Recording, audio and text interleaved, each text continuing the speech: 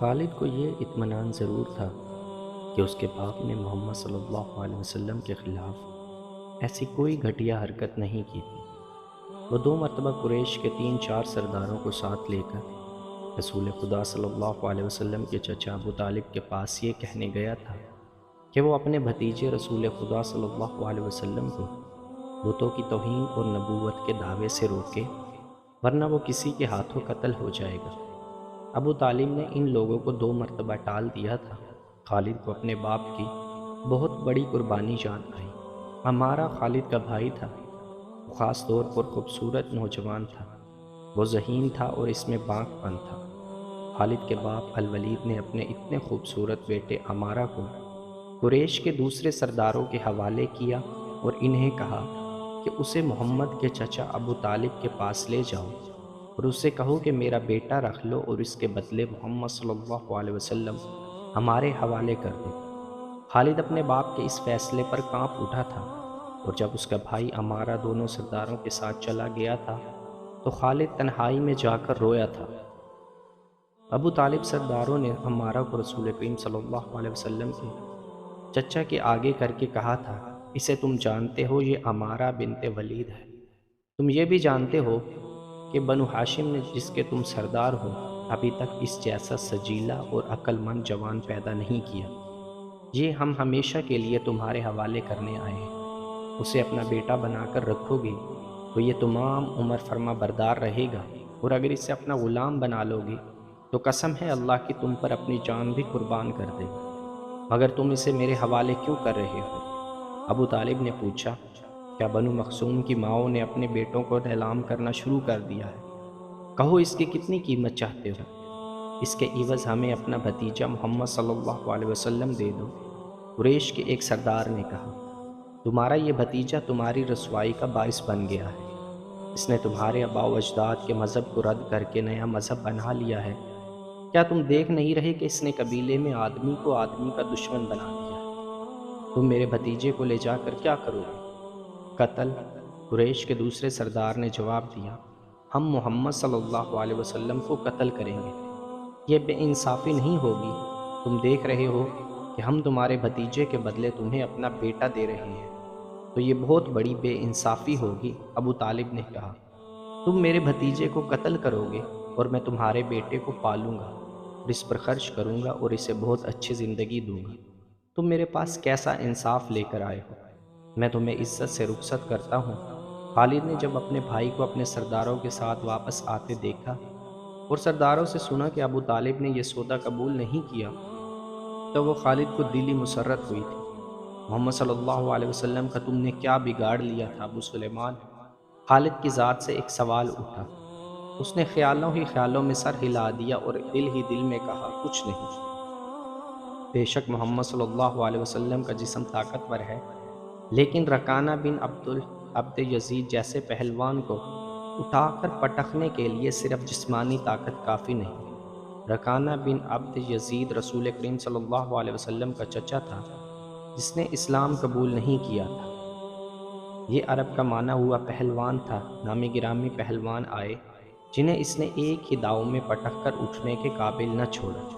وہ وحشی انسان تھا، صرف لڑنا مارنا جانتا تھا۔ خالد کو وہ وقت یاد آنے لگا جب مسلمانوں کو دیکھ کرنے والے 3-4 آدمیوں نے ایک دن رکانہ پہلوان کو خوب کھلایا پلایا اور اس سے کہا تھا کہ تمہارا بھتیجا محمد صلی اللہ علیہ وسلم کسی کے ہاتھ نہیں آتا، نہ اپنی تبلیغ سے باز آتا ہے، نہ کسی سے ڈرتا ہے، اور لوگ اس کے ہاتھ باتوں کے جادو میں آتے چلے جا رہے ہیں۔ کیا تم اسے سیدھا نہیں کر سکتے؟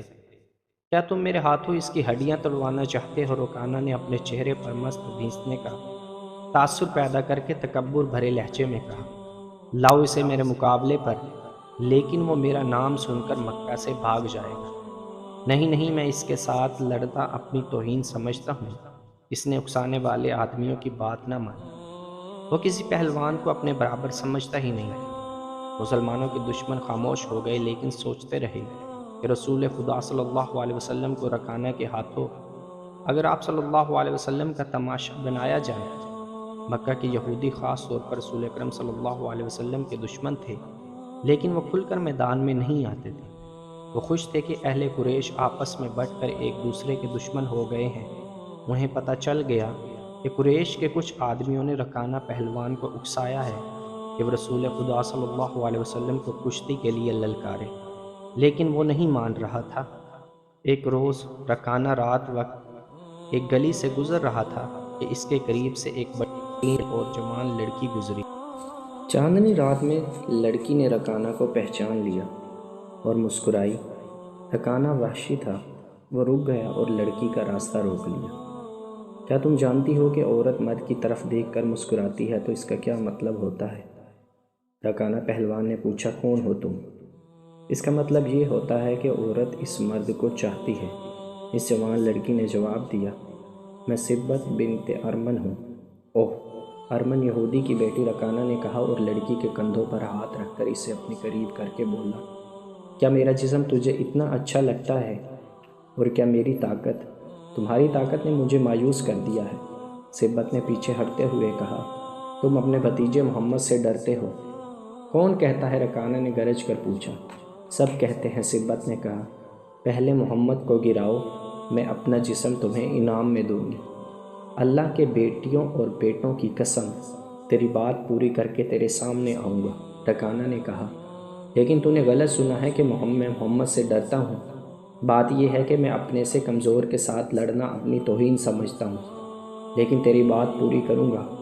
مشہور مورخ ابن ہشام نے لکھا ہے کہ رسول کریم صلی اللہ علیہ وسلم نے خود رکانہ پہلوان کو کشتی کے لیے للکارا تھا، لیکن دوسرے مورخ ابن الاسیر نے جو شہادت پیش کی ہے وہ صحیح ہے کہ رکانہ نے محمد صلی اللہ علیہ وسلم کو کشتی کے لیے للکارا اور اس نے کہا، میرے بھائی کے بیٹے، تم بڑے دل اور بڑی جرات والے آدمی ہو۔ میں یہ بھی جانتا ہوں کہ تم جھوٹ بولنے سے نفرت کرتے ہو، لیکن مرد کی جرات اور صداقت کا پتہ اکھاڑے میں چلتا ہے۔ آؤ میرے مقابلے میں اکھاڑے میں اترو۔ اگر مجھے گرا لو تو میں تمہیں اللہ کا بھیجا ہوا نبی مان لوں گا۔ اللہ کی قسم تمہارا مذہب قبول کر لوں گا، لیکن یہ ایک بھتیجے اور چچا کی کشتی نہیں ہوگی۔ رسول خدا صلی اللہ علیہ وسلم نے رکانہ کی للکار کے جواب میں کہا، ایک بت پرست اور سچے دین کے ایک پیغمبر کی لڑائی ہوگی۔ تو ہار گیا تو اپنا وعدہ نہ بھول جانا۔ مکے میں یہ خبر صحرا کی آندھی کی طرح پھیل گئی کہ رکانہ پہلوان اور محمد صلی اللہ علیہ وسلم کی کشتی ہوگی، اور جو ہار جائے گا وہ جیتنے والے کا مذہب قبول کر لے گا۔ قریش کا بچہ مرد و زن اور یہودی ہجوم کر کے آ گئے۔ مسلمانوں کی تعداد بہت تھوڑی تھی، وہ تلواروں اور برچھوں سے مسلح ہو کر آئے، کیونکہ انہیں خطرہ محسوس ہو رہا تھا کہ قریش کشتی کا بہانہ بنا کر رسول خدا صلی اللہ علیہ وسلم کو قتل کر دیں گے۔ عرب کا سب سے زیادہ طاقتور اور وحشی پہلوان رکانہ بن عبد یزید رسول کریم صلی اللہ علیہ وسلم کے مقابلے پر اترا۔ اس نے رسول خدا صلی اللہ علیہ وسلم پر طنزیہ نظر ڈالی اور آپ صلی اللہ علیہ وسلم پر بھکتی کسی۔ آپ صلی اللہ علیہ وسلم مکمل خاموش اور اطمینان سے رکانہ کی آنکھوں میں آنکھیں ڈال کر دیکھتے رہے کہ وہ بے خبری میں کوئی داؤ نہ کھیل جائے۔ رکانہ آپ صلی اللہ علیہ وسلم کے گرد یوں گھوما جیسے شیر اپنے شکار کے ارد گرد گھوم گیا ہو اور اب اسے کھا جائے گا۔ ہجوم رسول اکرم صلی اللہ علیہ وسلم کا مذاق اڑا رہا تھا۔ مسلمان خاموش تھے، وہ دل ہی دل میں اللہ کو یاد کر رہے تھے۔ انہوں نے اپنی تلواروں کے دستوں پر ہاتھ رکھے ہوئے تھے۔ پھر نہ جانے کیا ہوا، رسول اکرم صلی اللہ علیہ وسلم نے کیا داؤ کھیلا۔ ابن الاسیر کہتا ہے کہ آپ صلی اللہ علیہ وسلم نے رکانہ کو اٹھا کر زمین پر پٹخ دیا۔ وہ رکانہ زخمی شیر کی طرح اٹھا اور گرا کر آپ صلی اللہ علیہ وسلم پر حملہ آور ہوا۔ آپ صلی اللہ علیہ وسلم نے پھر وہی داؤ کھیلا اور اسے پٹخ دیا۔ وہ اٹھا تو آپ صلی اللہ علیہ وسلم نے اسے تیسری بار پٹخا۔ بھاری بھرکم جسم 3 بار پٹخا گیا تو کشتی جاری رکھنے کے قابل نہ رہا۔ رکانہ سر جھکا کر اکھاڑے سے نکل گیا۔ ہجوم پر سناٹا طاری ہو گیا اور مسلمان ننگی تلواریں اور برچھیاں ہوا میں لہرا لہرا اور اچھال اچھال کر نعرے لگا رہے تھے۔ چچا رکانہ، رسول اللہ صلی اللہ علیہ وسلم نے للکار کر کہا، اپنا وعدہ پورا کر اور یہیں اعلان کر کہ آج سے تو مسلمان ہے۔ رکانہ نے قبول اسلام سے صاف انکار کر دیا۔ یہ طاقت جسمانی نہیں تھی۔ خالد نے نخلستان میں لیٹے لیٹے اپنے آپ سے کہا، رکانہ کو یوں 3 بار پٹخا تو دور کی بات ہے، اسے کوئی پچھاڑ بھی نہیں سکتا تھا۔ رسول اکرم صلی اللہ علیہ وسلم کا تصور خالد کے ذہن میں نکھر آیا۔ وہ آپ صلی اللہ علیہ وسلم کو اچھی طرح سے جانتا تھا، لیکن اب وہ محسوس کر رہا تھا جیسے وہ محمد صلی اللہ علیہ وسلم کوئی اور تھے جنہیں وہ بچپن سے جانتا تھا۔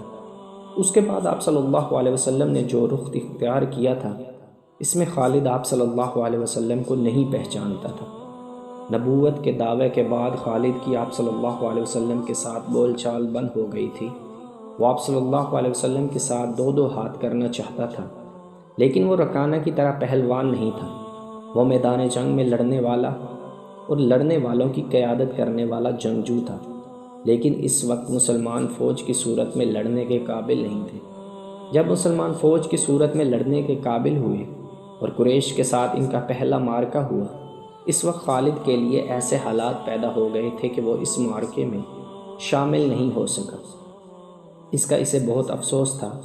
یہ معرکہ بدر کا تھا، جس میں 313 مجاہد اسلام نے 1000 قریش کو شکست دی تھی۔